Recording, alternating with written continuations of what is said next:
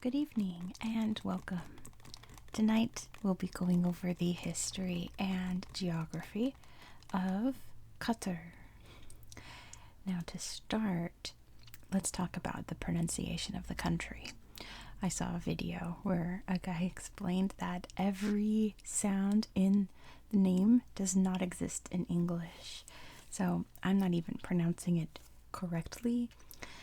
But there's a variety of ways that it's acceptable to be pronounced. You can say Qatar, you can say Qatar, Qatar, and there's many different ways, but Qatar I think is the most commonly used around the world, at least, even though that's not exactly how it's pronounced in Qatar, but I'm gonna go with that. So that being said, Qatar is a peninsula off of the Arabian Peninsula. You can see it's sticking out here into the Persian Gulf. And it only has this border here with Saudi Arabia. Now, since this map is alright, it's not close up, let me flip through this book. Look at this kind man. Let me show you the map in this book and we'll go over basic geography and then we'll do history and then we will look at all the pictures inside this book. So here is an up close view of Qatar. Pardon me, that was my chapstick falling over. So starting from the south, moving up, you can see the big border here with Saudi Arabia. Down here is this really interesting little gulf called the Khor al-Udaid, and it is sort of a protected area within Qatar. There's no resorts or anything built around it. If you want to stay here, you have to bring a tent and camp, but lots of lush wildlife around this area here. And for the most part, most of southern and central Qatar is sand and sandstone and just a lot of nothing. This is an elevation map. The green doesn't mean the land is green, it means it is flat, flat, flat. Here's the highest point. You can see it's 103 meters. And for the most part, that's it for the central area. Over here you can see this is the Deccan Heights over here. The Deccan region.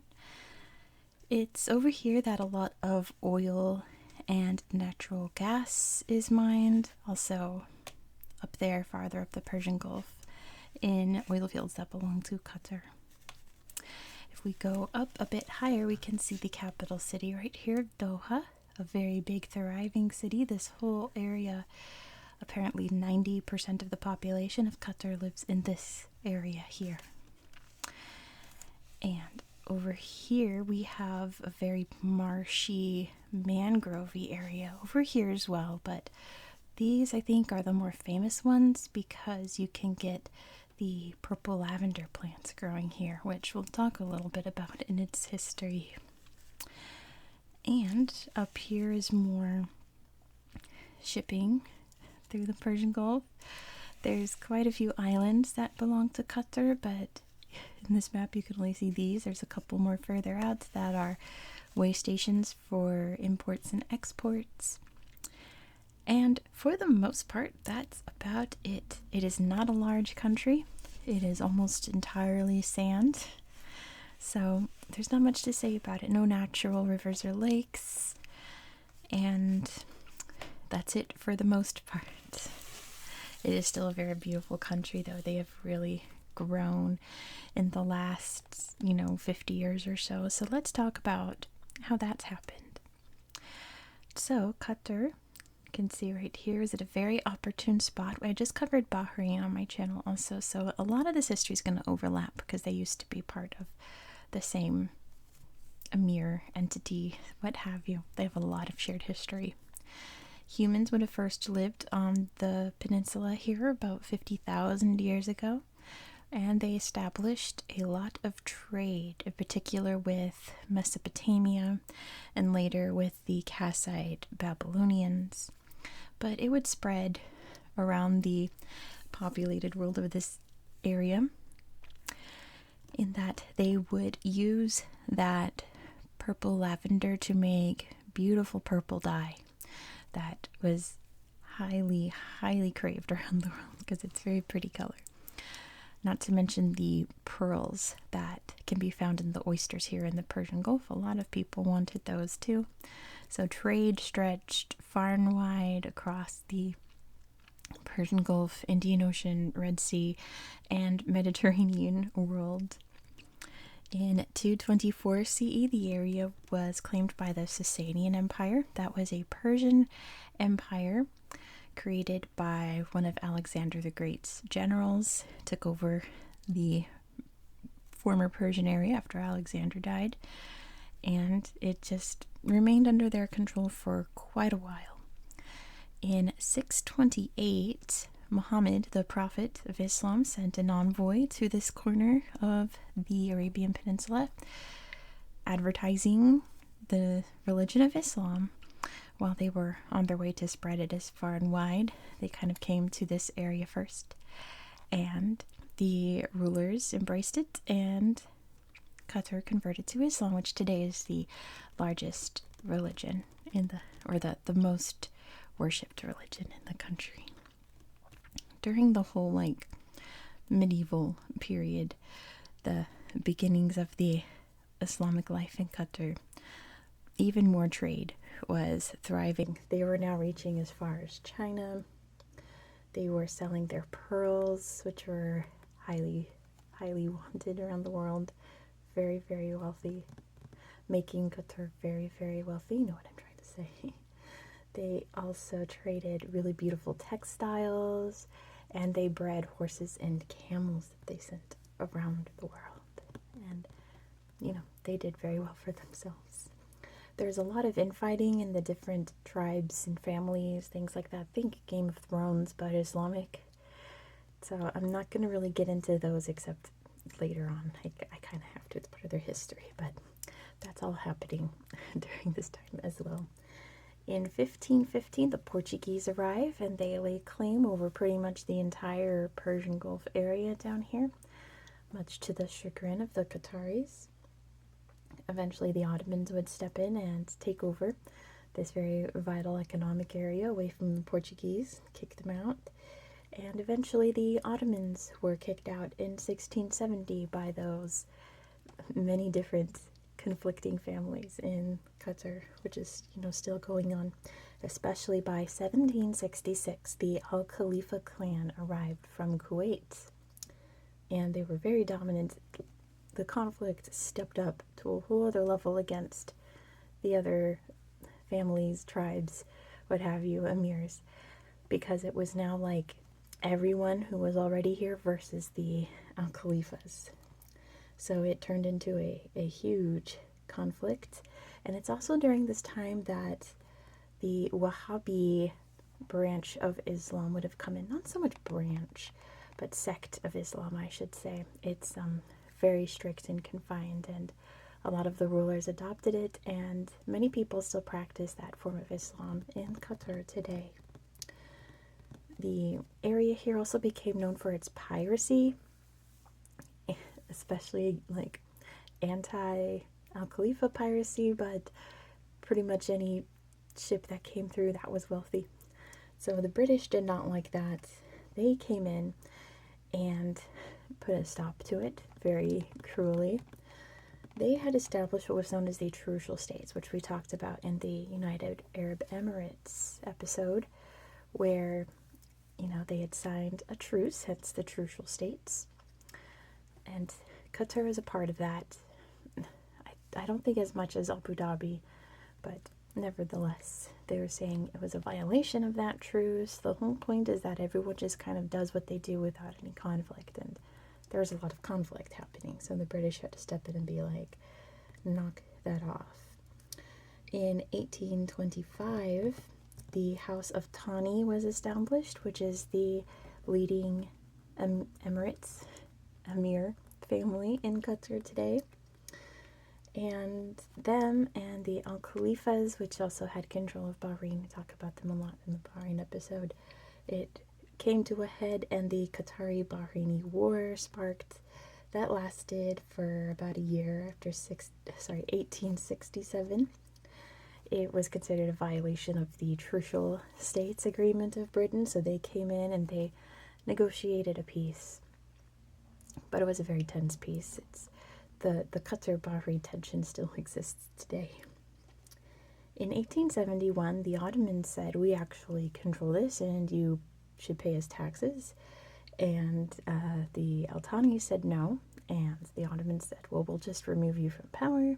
They said, come and kick us out yourself. So they did, and there's a very famous battle called the Battle of Al-Wajba, where the Ottomans got themselves beat by the Al-Thani soldiers here in Qatar and drove them out. And it remained under Ottoman control, but not to the extent that the Ottomans would have liked. But World War I was right around the corner. The Ottoman Empire grew weaker and weaker and weaker throughout the war. They couldn't hold on to Qatar as strong as they would like. So Britain stepped in 1916. Qatar officially became a protectorate of Britain. They always kind of had been. It was just never signed and sealed. So that's when that happened. And it wasn't long after this, in the 1930s, that the pearl industry collapsed due to the Great Depression. No one could afford jewelry, and the Japanese had invented cultivated pearls, where they figured out a way to, basically, I've mentioned this in like pretty much all the countries here, but cultivated pearls is when you take the oyster. Pearls are formed when an irritant goes inside the oyster, like sand or something like that, and it forms a hardened shell around the irritant to make a pearl. So in cultured pearls, they found a way to manually put in an irritant, so you have a guaranteed pearl. So you don't have to, dive around and rummage around the bottom of the Persian Gulf here for oysters that may or may not have pearls in them.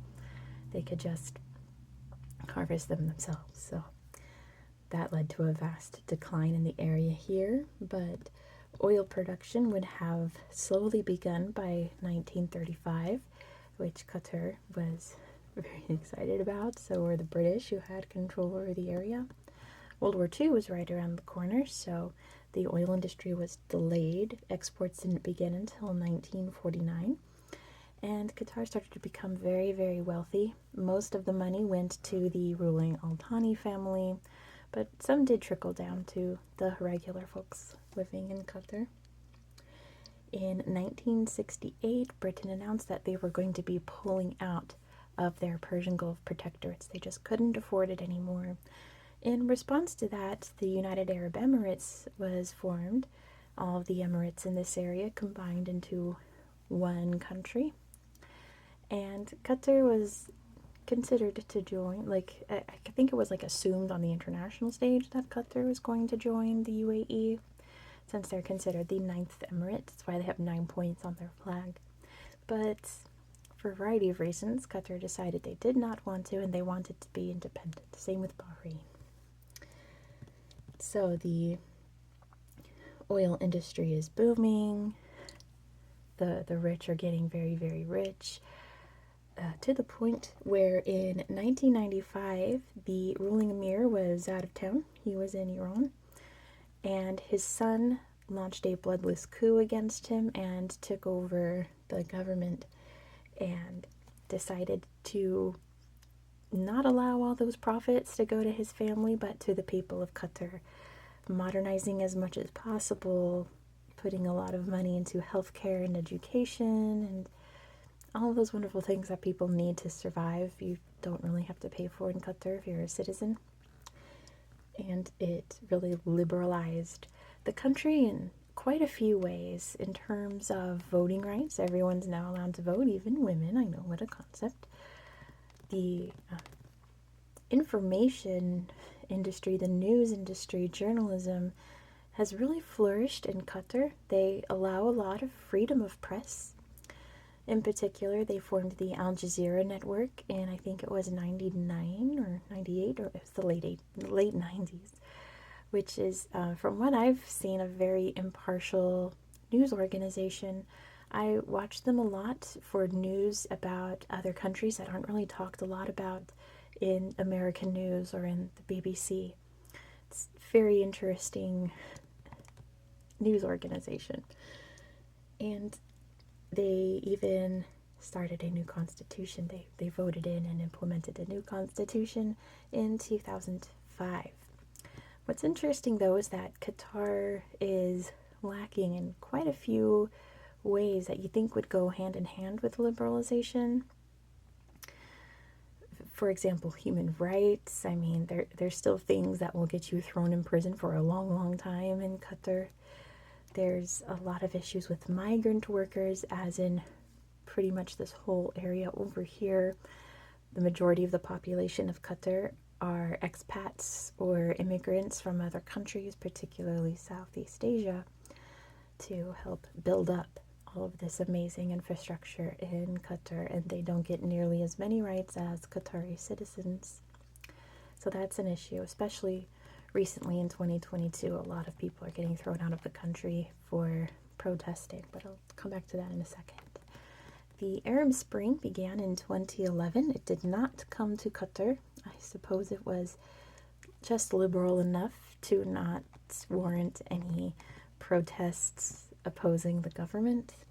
But Qatar was accused, and definitely did for the most part, help fund other Arab Spring movements, which a lot of Arab countries did not appreciate, because they don't have that liberal freedom of the press, freedom of speech, freedom to organize and protest like Qatar does. So they weren't too pleased with that. Not to mention, some of these Arab Spring protest groups were not great people, in that they had really horrific ulterior motives, not just removing the current government or changing the current government, but, you know, creating a more strict government. You know what I'm trying to say. I'm trying to say it without saying it. And Qatar supported those organizations as well, which kind of made all the countries experiencing the Arab Spring even more angrier than what they had been accused of doing before. There's a multitude of layers to this disagreement, but it really started to culminate in 2017. That's when things got very politically tense. In 2019, early 2020, Saudi Arabia even threatened to dig a canal channel thing here, so that Qatar would become an island, because they didn't want to be attached to Qatar in that way.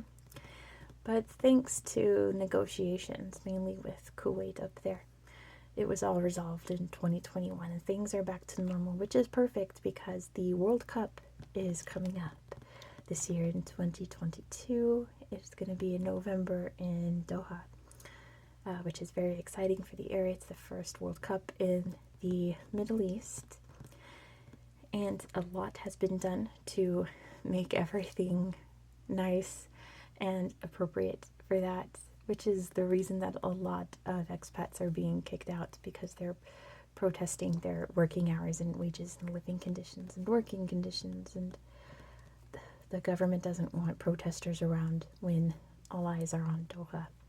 I feel like this is going to be one of those videos that after I post it will do okay, but in a couple months in November it's going to explode.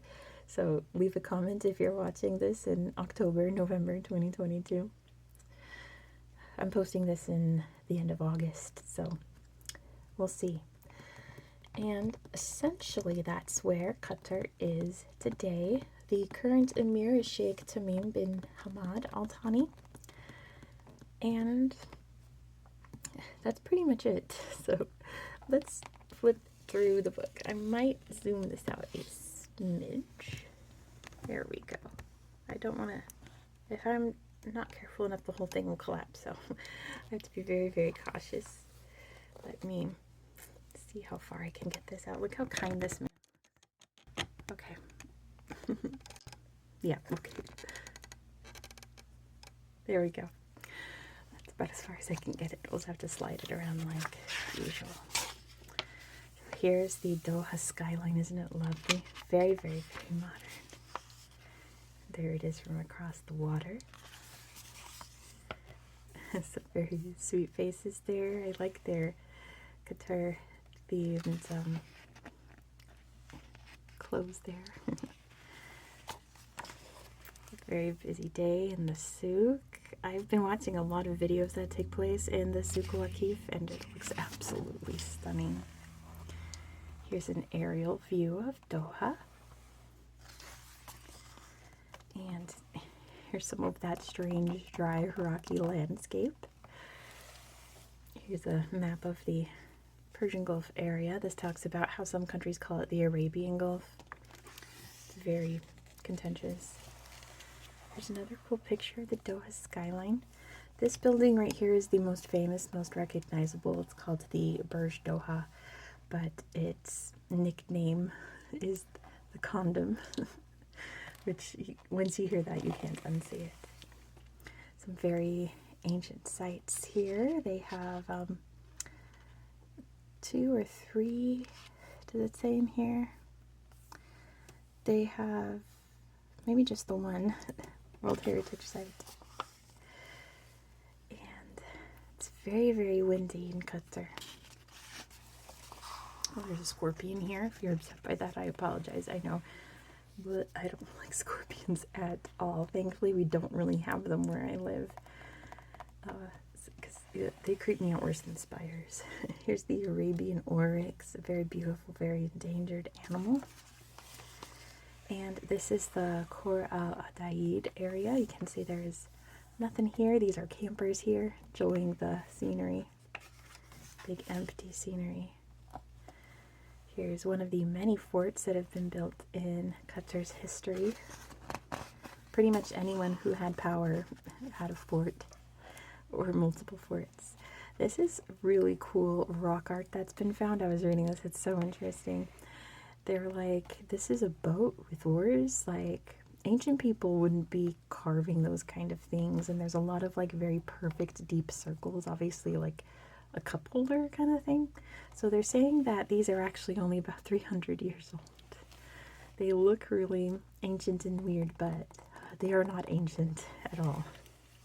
Here's the very famous pearl monument for the pearling industry. And here's the big Al Zubarah fort. That's probably one of the more famous forts in the area, in the country. And this is an abandoned pearling town. Isn't that interesting? Jumail. And here's a Bedouin village. So people do live in that barren, empty center of Qatar, but it's mostly Bedouin people living very traditional lives. Oh, stop. I was reading the comment. This is not a real Bedouin village. This is a film set that's been built and left out there. How interesting. I wonder what film it was for. Of course, the pandemic hit Qatar hard like it did every country, and they've been doing all they can to keep their people safe. It's very hard when a majority of their economy depends on people from other countries coming in and working, you know.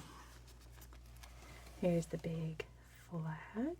It looks a lot like Bahrain's flag. Bahrain is a brighter red, and they have 5 points for the 5 pillars of Islam. Qatar is a really pretty deep red with 9 points because they're the 9th emirate. And there's another one. Let's see, it's 1, 2, 3, 4, 5, 6, 7, 8, 9.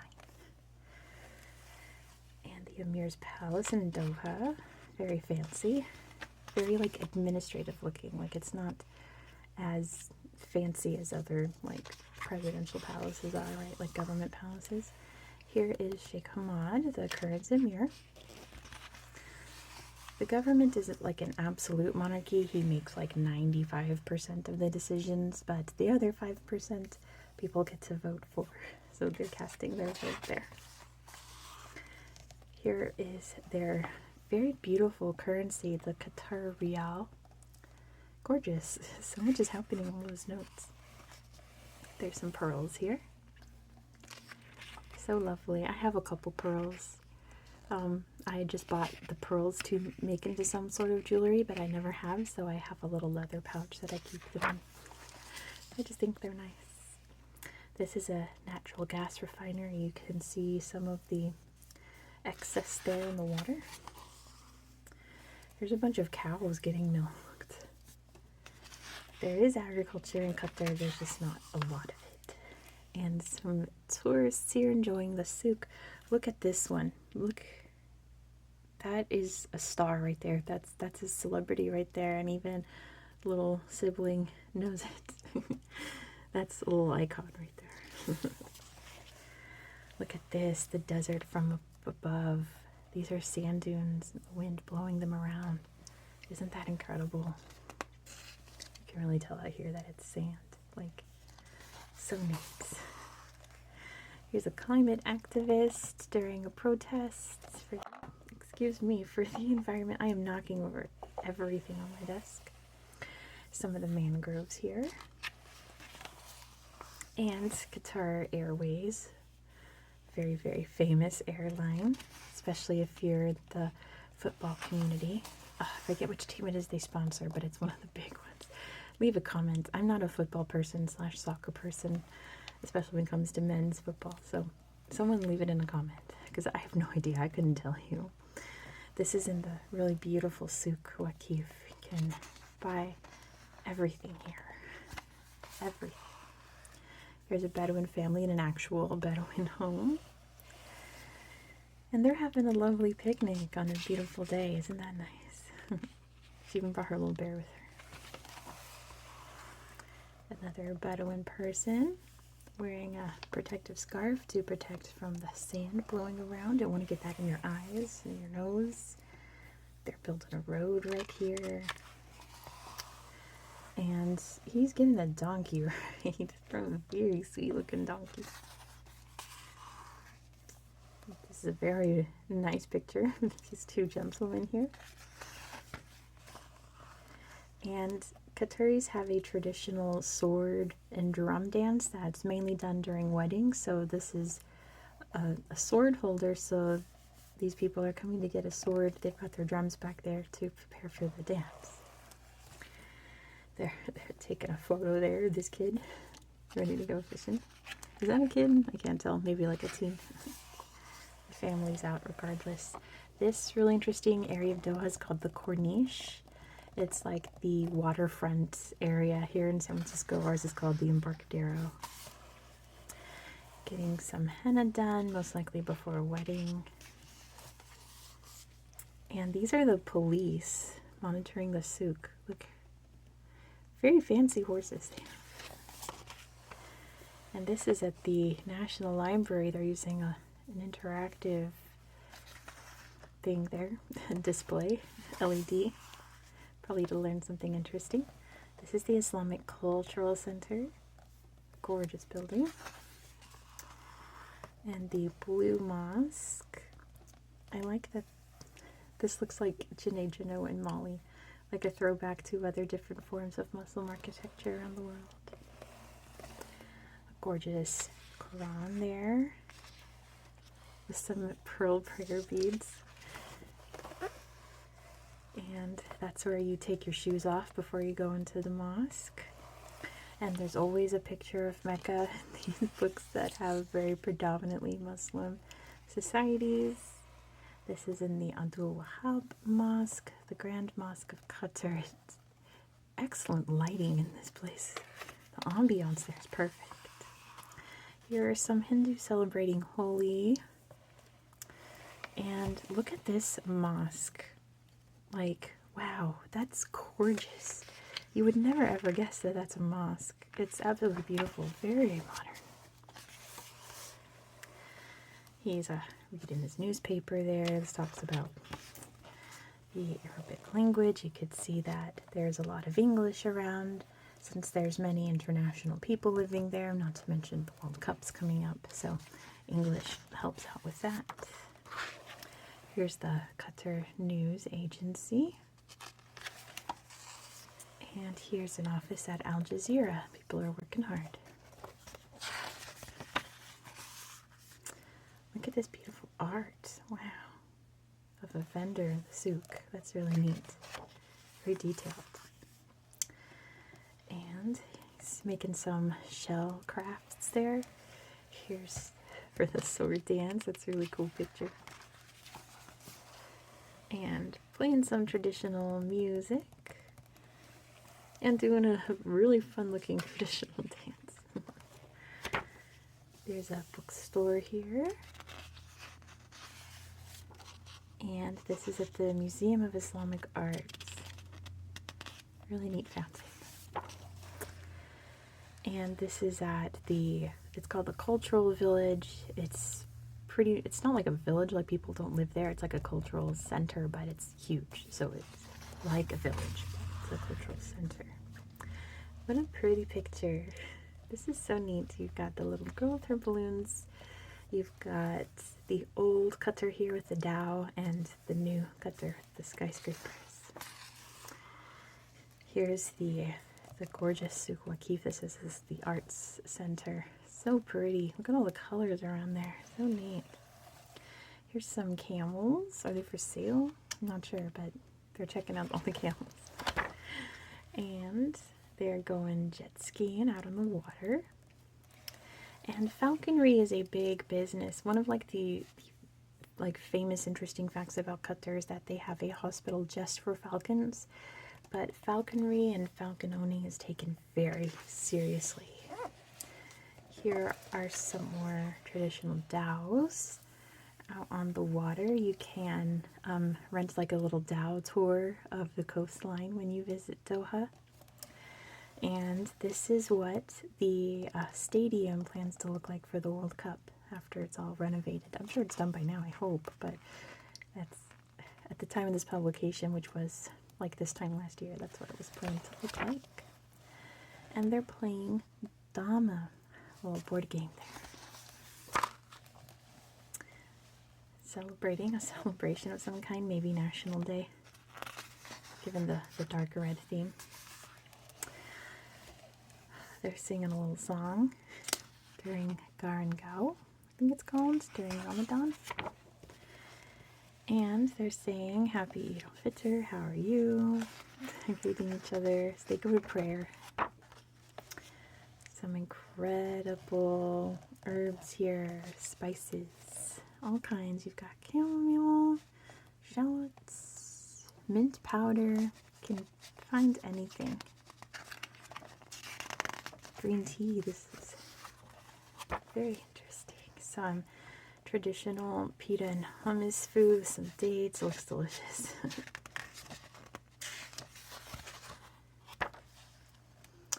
And this is some nighttime eating in the souk. You can see the tourists mixed in with the locals. And traditional Qatari food, which this looks incredible. Some grilled chicken, is that what it is? I forget how to pronounce this. I don't want to try because I know the way that I've been saying it is wrong, but I forget the right way. Yeah, it's like grilled chicken. That's neat. Looks yummy, yummy. And then there's the map I showed you, and that's where, in the grand scheme of things, Qatar is located in the world. So, that is it for tonight. Thank you so much for watching. I do hope that you found this video relaxing and educational, and I hope that you have a very good night. Good night.